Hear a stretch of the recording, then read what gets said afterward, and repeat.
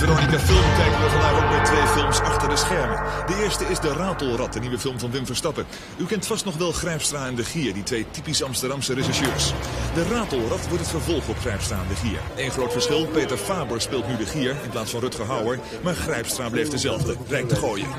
Nou, die man is hetzelfde gebleven qua instelling. Hij ziet er niet meer zo zitten, hij is een oudere commissaris. En ja, Peter speelt dus nu mijn assistent, dus is De Gier. En ja, we zitten elkaar nu natuurlijk een beetje vliegen af te vangen. En Peter heeft nog steeds dus oog voor de vrouwtjes in die rol. En mij kan het allemaal niet meer schelen. Actie! De Ratelrat wordt geen echte misdaadfilm. Het wordt een film over twee Nederlandse politiemensen. Regisseur Wim Verstappen. Het is een Grijpstra en De Gier. Zijn namelijk niet zozeer geïnteresseerd in het oplossen van de misdaad als in kijken wat er in Nederland aan de gang is. En omdat je bij de politie bent kun je overal binnenkomen bij mensen die het op dat ogenblik een beetje moeilijk hebben. In crisis heet dat in vaktermen. En die mensen die ga je ondervragen en die vertel je dan dingen. En op het eind van het verhaal heb je dan niet alleen de moord opgelost, maar heb je ook wat weer over Nederland geleerd. Dat is dat is Grijpstra en De Gier. Ik heb wel eens gehoord dat een policier voorbehouden is aan Franse filmmakers. Kunnen Nederlanders dat ook? Nee, kijk, er zijn diverse genres. Je hebt de policier, je hebt de thriller, je hebt de suspenser. Die hebben allemaal hun eigen wetten. Het is niet zo dat die voorbehouden is aan de Fransen. De Amerikanen hebben er ook gemaakt. Dat bijvoorbeeld Humphrey Bogart heeft een paar echte policiers gemaakt. Een policier is het eigenaardige van dat de held niets met een handeling te maken heeft. Maar nu praat ik ontzettend technisch. Maar de politie bekijkt alles van de buitenkant in een policier. Is nooit zelf bedreigd. Dat is het. En de Fransen hebben inderdaad hele mooie gemaakt met Jean Gabin, maar het is niet hun specialiteit. De vorige Grijpstra en De Gier was ook een policier, hoor. Weer wat geleerd. Ons filmwereldje blijft klein. Hoofdrolspeler Rijk de Gooier en cameraman Frans Bromet konden meteen na ophoop van zege beginnen aan De Ratelrat.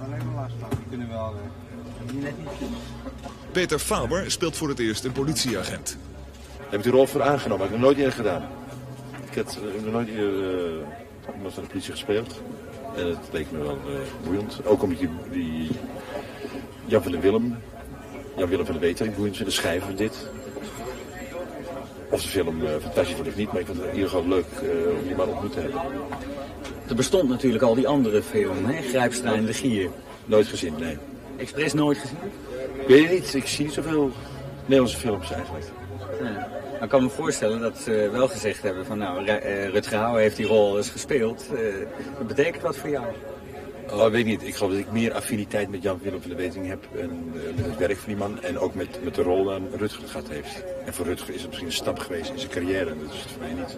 Nou, kijk, Rutger is ook een goed acteur. En Peter is ook een goed acteur. En ik vond het heel leuk dat Peter het heeft gekregen, die rol. Hauer is meer een filmster. Die is in Amerika nu een grote ster. En misschien wordt Peter dat later ook. Kijk, ik leid ze allemaal op eigenlijk. Hè. Ja. Ik wil... Dat strijdende stelletje gaat het weg. En die mensen uit die ramen is allemaal in beeld. Die mensen, daar is zie je, jongens. Ik snij het eraf, ik maak een heel harde kut. Als ik snij, dan maak ik een heel harde kut en dan snijden we over op het publiek. Zondagnacht, 3:15. Een stunt waarvan de producent hoopt dat hij in één keer goed gaat.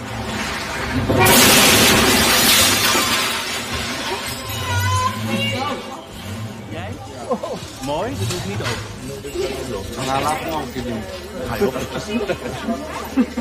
Goed, Wim, hebben we in continu... de film moet veel beter worden dan Grijpstra en De Gier. Is dat een druk die op jouw schouders ligt? Nee, kijk, die vorige, daar hebben alleen 30 critici slecht over geschreven. Maar verder niet. Dat is een groot publiek succes geweest. Dat is, toen hij werd uitgezonden, het populairste programma van dat seizoen geweest. Dus we kunnen niet zeggen dat de vorige niet goed was. En als deze net zo goed wordt, ben ik een gelukkig mens. Ik zit voor de televisie. Wanneer wordt het uitgezonden? Weer gooien het schijf. Nederland 1 of Nederland 2? De Ratelrat wordt vast een leuke film. Maar u moet er wel tot begin volgend jaar op wachten.